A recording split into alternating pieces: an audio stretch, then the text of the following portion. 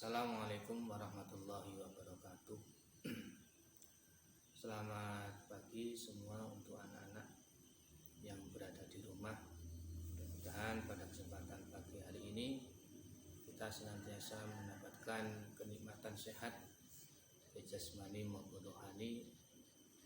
Dan mudah-mudahan kita selalu dilindungi oleh Allah Subhanahu wa taala beserta keluarga kita. Amin.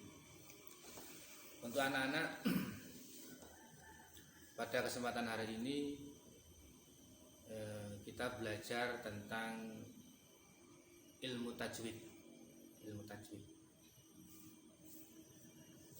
Langsung saja kita masuk ke materi. Ilmu tajwid. Ya, dalam membaca Al-Quran kita harus berhati-hati dan teliti dengan memperhatikan makharijul huruf ataupun tempat keluarnya huruf, itu namanya makharijul huruf. Dalam membaca Al-Quran harus berhati-hati kita, tidak asal membaca, akan tetapi harus berdasarkan tajwid sehingga kebenaran bacaan dapat terjaga. Misal, mana yang seharusnya dibaca panjang dan mana yang seharusnya dibaca pendek. Itu salah satu contoh kecil. Juga makharijul hurufnya, bila terjadi kesalahan dalam membaca akan bisa mempengaruhi dan merubah arti kalimat yang kita baca. Jadi berhati-hati. Dalam bahasa Arab itu salah selip ataupun salah dalam membaca hurufnya itu pun akan jauh merubah arti kata itu. Contoh dalam Al-Quran, alimun itu pakai hamzah, alimun itu artinya pedih ataupun sakit. Itu kalau pakai hamzah, alimun. Kalau pakai ain, alimun, itu artinya maha mengetahui. Kalau kita lihat, itu salah satu contoh kecil. Kalau kita lihat dari contoh dua tadi, yang berbeda hanya satu huruf di depan antara hamzah, yang kedua ain. Artinya sangat jauh. Yang pakai hamzah alimun itu artinya sakit. Kalau yang pakai ain itu artinya maha mengetahui. Maka jangan asal membaca Al-Quran. Kalau kita lihat dari contoh tadi, maka kita membaca Al-Quran itu harus berhati-hati dan sesuaikan dengan huruf ataupun makhrajnya. Itu. Untuk selanjutnya, dalam belajar tajwid atau ilmu tajwid itu mempunyai karakteristik sendiri dalam mempelajarinya. Berbeda dengan ilmu-ilmu yang lain. Itu perbedaan antara ilmu tajwid dengan ilmu-ilmu yang lain. Kenapa? Kalau ilmu tajwid itu harus belajar dan harus berhadapan dengan guru. Harus. Kalau ilmu lain itu kita bisa melalui metode, kita bisa membaca buku, itu sudah bisa. Tapi kalau tajwid itu tidak bisa.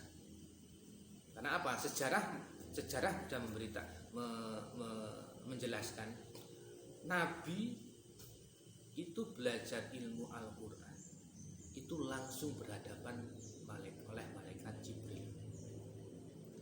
Setelah Nabi bisa belajar Al-Quran langsung berhadapan dengan malaikat Jibril, lalu Nabi mengajarkan pun kepada sahabat-sahabatnya, itu pun bertatap muka langsung dengan Nabi, dan seterusnya sampai sekarang. Itu perbedaan ilmu tajwid dengan ilmu lain. Maka ilmu tajwid harus memakai guru, tidak asal belajar sendiri dengan cara kita membaca, itu tidak akan bisa. Tuh. Untuk selanjutnya masuk dalam bab qalqalah. Ilmu tajwid itu banyak sekali pembahasannya. Di sini kita akan menerangkan tentang qalqalah. Itu bagian dari ilmu tajwid. Yang pertama, pengertian qalqalah. Apa toh itu qalqalah? Dari sisi bahasa, kata qalqalah artinya pantulan atau goncangan, gerak atau getaran. Nah, kalau kita dilihat dari bahasa seperti itu, kalau ini tidak pakai guru nggak bakal bisa. Yang dimaksud dengan pantulan, goncangan, getaran itu bagaimana? Nah, maka harus melalui guru. Inilah perbedaan tajwid dengan ilmu yang lain. Sedangkan berdasarkan ilmu tajwid atau secara istilah, qalqalah adalah membaca huruf-huruf tertentu dengan gerakan suara yang memantul dari makhrajnya. Membaca huruf-huruf tertentu dengan gerakan suara yang memantul dari makhrajnya. Nanti cara membacanya hurufnya mantul.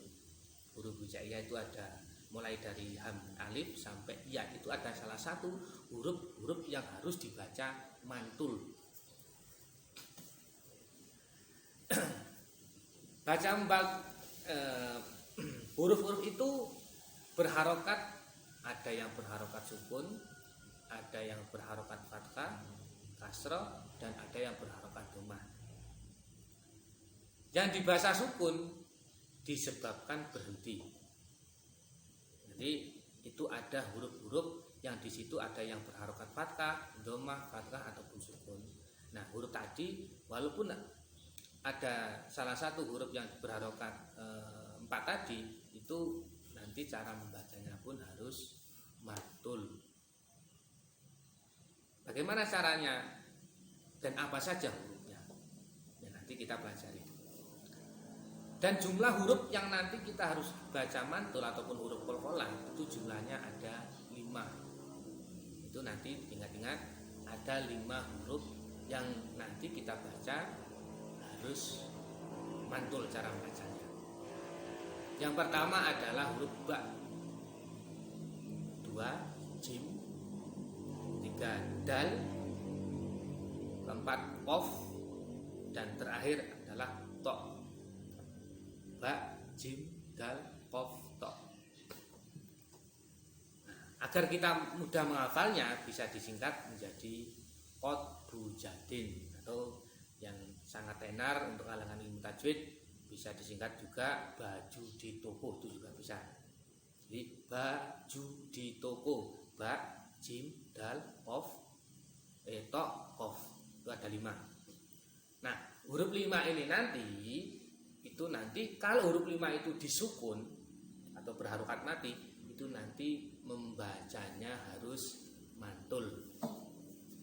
Saya beri contoh satu aja ya, atau 2 nanti. Yang pertama, dalam surat pendek itu ada fa'ammal yatima fala taqhar, fala taqhar. Itu ada huruf qalqalah ya, yang disukun. Fala taqhar, qaf itu disukun. Enggak boleh bacanya fala taqhar, enggak boleh. Itu harus mantul. Fala taqhar. Itu harokat yang disukun. Contoh lagi, laqad dal, laqad khalaq, itu qaf. Nanti bisa dilihat di surat pendek itu. Laqad khalaqnal insana fi ahsani taqwim. Itu contoh-contoh yang huruf qalqalah tadi dibaca sukun atau mati. Contoh yang tidak dibaca sukun atau dibaca selain sukun berarti harokatnya hidup tapi dia waqaf, berhenti.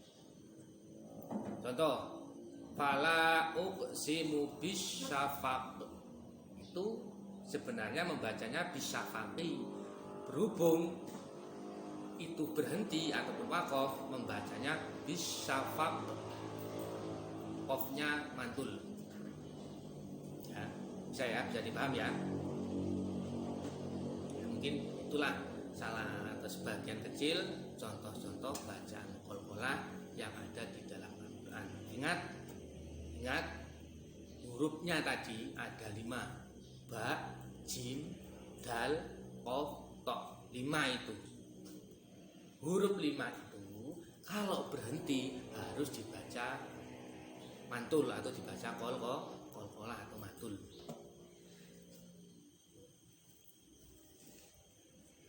Untuk selanjutnya, sedangkan qalqalah sendiri itu ada 2 macam. Qalqalah itu dibagi menjadi 2. Yang pertama qalqalah sughra. Apa artinya? Sughra itu artinya kecil. Yang dimaksud artinya kecil maksudnya gimana? Membaca atau mantul, membaca mantul huruf qalqalah itu tidak terlalu, berarti bacaannya sedang. Seperti contoh laqad khalaq. Jadi qalqalah sughra itu cara membaca mantulnya tidak terlalu mantul, sedang. Yang kedua qalqalah kubra. Qalqalah kubra itu qalqalah yang membaca mantulnya agak dikuatkan dibanding yang awal tadi, lebih mantul dibanding yang awal tadi atau qalqalah sughra. Perbedaan antara qalqalah sughra dan kubra itu kalau ada huruf qalqalah. Kalau sughra kalau ada huruf qalqalah ba, jim, dal, qaf, ta tadi itu berharokat sukun dan berada di tengah-tengah kalimat. Contoh tadi khalaqnal, laqad khalaqnal tuh. Laqad khalaqnal tuh qafnya itu disukun. Itu berada di tengah-tengah kalimat, itu dibaca mantul ataupun qalqalah, tapi qalqalah sughra. Kalau yang kubra itu kalau dibaca waqaf berhenti atau dibaca waqaf itu nanti membacanya lebih mantul. Bisyafaq. Jadi bisyafaq itu kan berhenti. Bisa dipaham ya? Intinya kalau kita lihat dari contoh ataupun antara sughra dan kubra tadi, penjelasan-penjelasan di atas, qalqalah hurufnya ada 5: qaf, ta, ba, jim, dal. Qalqalah itu dibagi menjadi 2. Satu qalqalah sughra, yang kedua qalqalah kubra. Qalqalah sughra kalau ada huruf qalqalah berada di tengah-tengah kalimat dan dibaca sukun.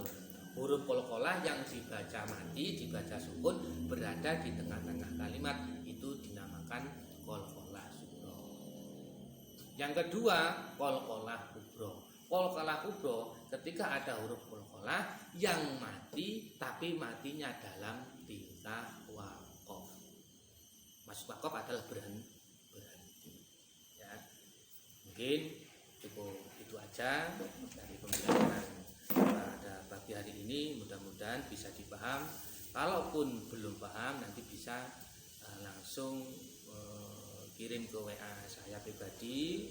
Mungkin dulu sudah pernah, nanti apa yang perlu ditanyakan boleh ditanyakan ya. Untuk selanjutnya untuk tugas ini, diingat-ingat tugasnya, tolong carikan contoh 55. 1 qalqalah sughra 5, yang 1 qalqalah kubra juga 5 ya. Nah, mungkin itu saja dari saya, kurang lebihnya mohon maaf. Assalamualaikum warahmatullahi wabarakatuh.